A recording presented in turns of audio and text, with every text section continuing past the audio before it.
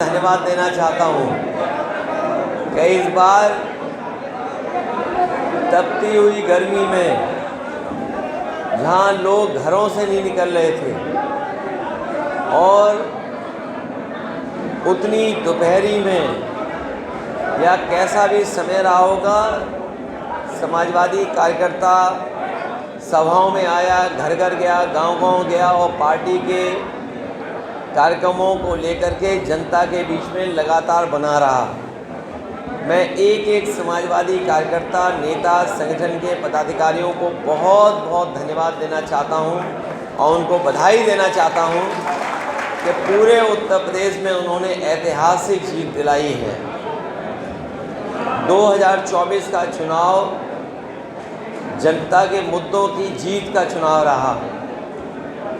मैं जनता को विशेष बधाई इसलिए भी देता हूं कि उन्होंने संविधान बचाने के लिए जो मतदान किया था, जो संविधान बचाने के लिए घरों से निकल कर के मतदाता आए, मैं उनको भी धन्यवाद और आभार प्रकट करता हूं। हमें उम्मीद है कि इसी तरीके से हम सब लोग मिलकर के समाजवादी पार्टी की विचारधारा को और मजबूत बनाएंगे और गांव, गरीब और जो हमारे तमाम पिछड़े, दलित, आदिवासी भाई बहनें, उनको जोड़ करके अपने साथ लगातार इसी तरीके से कदम मिला करके चलने का काम करेंगे।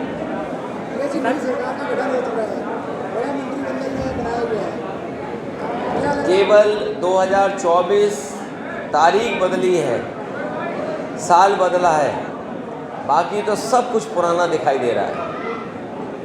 सांसदों के साथ अब कब दिल्ली की तरफ जा रहे हैं और क्या मुद्दे रहने वाले हैं, किस भूमिका में रहेगा? अब बहुत जल्दी जब भी लोकसभा शुरू होगी, क्योंकि लोकसभा शुरू होने से पहले अभी सभी सदस्यों को शपथ दिलाई जाएगी और जैसे कार्यक्रम बढ़ेगा, समाजवादी पार्टी के कार्यकर्ता, उनको फ़िलहाल तो हम लोग धन्यवाद दे रहे हैं और बहुत जल्दी जब सदन चलेगा तो जनता के सवाल और संविधान के सवालों को रखा जाएगा।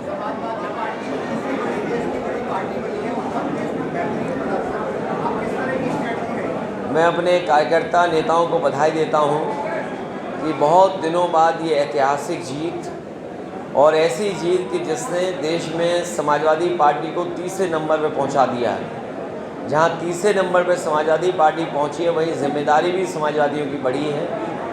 जो सिद्धांत डॉक्टर राम मनोहर लोहिया जी ने दिया, जिन सिद्धांतों को लेकर के बाबा साहब भीमराव अम्बेडकर जी ने लगातार जीवन भर काम किया, नेताजी ने जो संघर्ष किया, उस रास्ते पे हम सब लोग चलेंगे और कोशिश रहेगी कि समाजवादी पार्टी उत्तर प्रदेश में इसी तरीके से और मजबूत बनी रहे।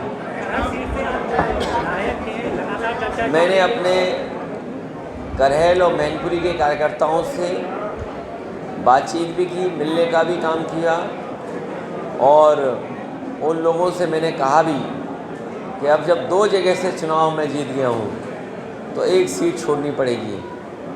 तो बहुत जल्दी में विधानसभा में अपना जो हमें सीट छोड़नी है उसकी जानकारी दे देंगे।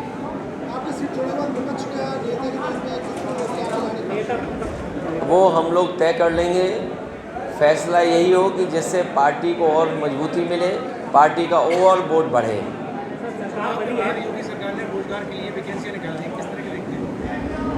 अच्छा हुआ जनता के लिए कुछ काम करना शुरू किया है। मुझे उम्मीद है कि अग्निवीर व्यवस्था भी ख़त्म होगी, दिल्ली की सरकार ये फैसला लेगी और साथ ही साथ जो सरकारी नौकरियां जो भरी नहीं गई हैं उनको भरा जाएगा और जो आरक्षण है उसका भी पूरी तरीके से पालन होगा। मंत्रिमंडल का विस्तार हुआ, लगातार वही कुछ पद रहे हैं, लेकिन उसमें ये देखा गया सब जातियों को मिला, लेकिन मुस्लिम समाज को नहीं दिया गया। सवाल वो नहीं है किसको दिया गया, वो किसी को देगी नहीं सरकार कुछ। जब 10 साल में जीवन नहीं लोगों का बदला। सर, सार्वजनिक मंचों से हिंदू मुस्लिम करना बीजेपी के, अब वो बात उनको सबक मिला है, जनता ने उन्हें हरा दिया है। मैं समझता हूँ उनके भाषण में और व्यवहार में भी सुधार आएगा। मणिपुर